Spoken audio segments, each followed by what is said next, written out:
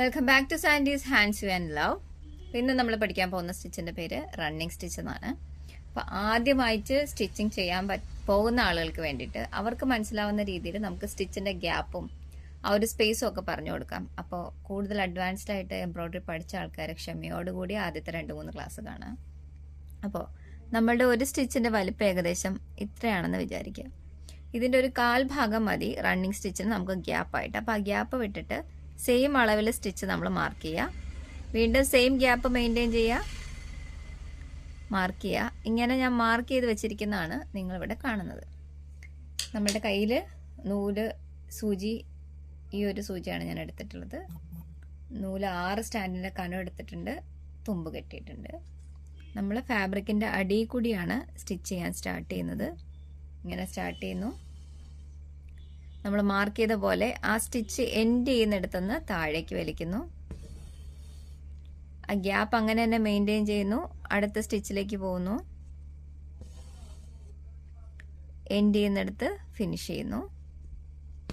ഇതെന്തുകൊണ്ടായിരിക്കും running stitch എന്ന് പറയണേ? ഇത് നമുക്ക് കണ്ടിന്യൂസ് ആയിട്ട് റൺ ചെയ്യാൻ പറ്റിയ ഒരു സ്റ്റിച്ചാണ്.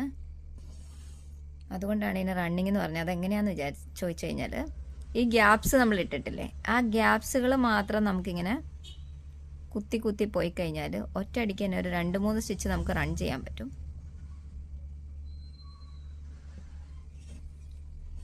ഇങ്ങനെ ഒരു ഓപ്ഷൻ ഈ ഒരു സ്റ്റിച്ചിന് മാത്രമേ ഉള്ളൂ കേട്ടോ. അതുകൊണ്ടാണ് ഇത് പലപ്പോഴും റണ്ണിങ് സ്റ്റിച്ച് എന്ന് പറയപ്പെടുന്നത്. മാത്രമല്ല, ഇത് നമ്മളൊന്ന് വലിക്കുകയാണെങ്കിൽ ഫാബ്രിക് ചുരുങ്ങുകയും ചെയ്യും. നിങ്ങൾ പല വീഡിയോസിലും ഫ്രിൽസ് ഒക്കെ കൊടുക്കാനായിട്ട് റണ്ണിങ് സ്റ്റിച്ച് യൂസ് ചെയ്യുന്നതായിട്ട് കണ്ടിട്ടുണ്ടാവും. അപ്പോൾ ഇങ്ങനെ കുത്തി പോകാനാണെങ്കിൽ ഇങ്ങനെയാണ്. അല്ല, നമ്മൾ ഫാബ്രിക്കിൽ ഇങ്ങനെ ജസ്റ്റ് ക്യാൻവാസിലൊക്കെ തുന്നുന്ന സമയത്ത് നമുക്ക് കുത്തി പോകാനുള്ള ഓപ്ഷൻ ഇല്ല. അടിയിൽ നിന്ന് എടുത്ത് ഫ്രണ്ടിലേക്ക് തുന്നുന്ന ഓപ്ഷൻ മാത്രമേ ഉള്ളൂ. അപ്പോൾ ഇതിനെയാണ് ബേസിക്കായിട്ട് റണ്ണിങ് സ്റ്റിച്ച് എന്ന് പറയുന്നത്. എപ്പോഴും സ്റ്റിച്ചസ് തുന്നുന്ന സമയത്ത് സ്റ്റിച്ചുകളുടെ വലിപ്പം ഒരുപോലെ ആയിരിക്കാനും ഗ്യാപ്പുകൾ ഒരുപോലെ ആയിരിക്കാനും ശ്രദ്ധിച്ചു കഴിഞ്ഞാൽ സ്റ്റിച്ചസിന് കുറച്ചും കൂടി ഭംഗി ഉണ്ടാവും. ഇതാണ് റണ്ണിങ് സ്റ്റിച്ച്. വളരെ സിമ്പിളായിട്ടുള്ള സ്റ്റിച്ചാണ്. ഇതെവിടേക്കാണ് അപ്ലൈ ചെയ്യുന്നതെന്നൊക്കെ ഉള്ളത് നമുക്ക് ഇടയ്ക്ക് വീഡിയോ ചെയ്യാം. ഈ സ്റ്റിച്ചസിൻ്റെ ഇടയ്ക്ക് റണ്ണിങ് സ്റ്റിച്ച് എന്തൊക്കെ രീതിയിൽ ഉപയോഗിക്കാം എന്നൊക്കെയുള്ളത് ഞാൻ പിന്നീട് വീഡിയോ ചെയ്യുന്നതായിരിക്കും. ഇനി ഇതെങ്ങനെയാണ് ഫ്രെയിമിൻ്റെ ബാക്കിൽ കെട്ടിടുന്നതെന്ന് അറിയണ്ടേ? നമ്മൾ ജസ്റ്റ് ഇതിങ്ങനെ റൊട്ടേറ്റ് ചെയ്യും. ഇവിടെ തൊട്ട് മുന്നത്തെ സ്റ്റിച്ചിൻ്റെ ഉള്ളിൽ കൂടി ഇങ്ങനെ കയറ്റുക, ജസ്റ്റ് ഇങ്ങനെ കടും കെട്ടിടുക.